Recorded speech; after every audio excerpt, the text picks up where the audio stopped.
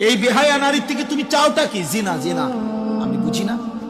তুমি চাচ্ছ সুযোগ, যদি সুযোগ মিলতো তাহলে তুমি জিনা করতা, তুমি বেবিচার করতা।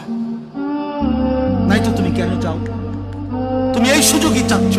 তুমি কল্পনা করো তো, তুমি তোমার পবিত্র মা বাবা, স্বামী স্ত্রীর পবিত্র বন্ধন ছিল, মা বাবার গভীর ভালোবাসার বরকতে তুমি পৃথিবীতে আসছো। এখন তুমি যে হারাম ছবি দেখো, নারী দেখো, উলঙ্গ নারী দেখো, বেহায়া নারী দেখো, তুমি তার সাথে যা করতে চাচ্ছ জিনা, তো এর বিনিময়ে যদি কোনো সন্তান আসে, ওর কি পরিচয় হবে? কথা বলে না, কথা বলে না। এই ছেলেরা বলো, তুমি তোমার মা বাবার বৈধ সন্তান? কথা বলে না। তুমি তুমি অবশ্যই বলো না কেন?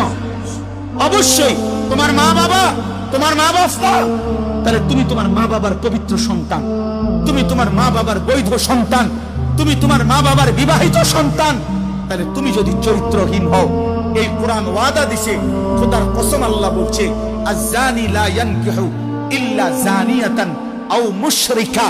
ও হুজুর করে জিগাও, সূরা নূরের মধ্যে আছে, আল্লাহ বলছে কোন ব্যভিচারী পুরুষ, কোন চরিত্রহীন লম্পট পুরুষ, তার কপালে নারী যেটা জুটবে, আল্লাহ ওয়াদা দিছে ও বিবাহ করতে পারবে না। যদি করে তো সেই হবে জানিয়া, আরেকটা ব্যভিচারিণী নারী, অথবা মুশরিকা, মুশরিক। তোর কপালে জুটবে আরেকটা 6 নম্বর মহিলা, অথবা বেঈমান মহিলা। তখন বুঝবা, তখন আল্লাহর ওয়াদা। এটা কোরআন শরীফের আয়াত কিনা, এটা বলেন। তাহলে তুমি কি করছো আব্বা?